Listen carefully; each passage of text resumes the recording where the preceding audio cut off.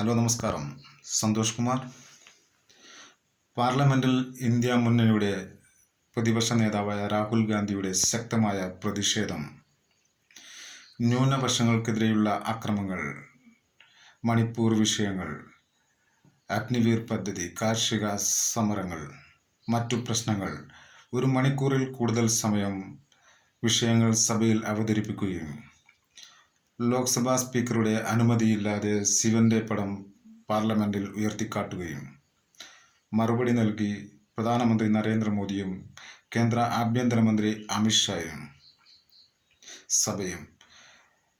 ക്രിക്കറ്റിൽ ലോകകപ്പ് കിരീടം നേടിയ ഇന്ത്യൻ ടീം അംഗങ്ങളെ അഭിനന്ദിച്ചുകൊണ്ട് പാർലമെന്റും കേരള നിയമസഭയും.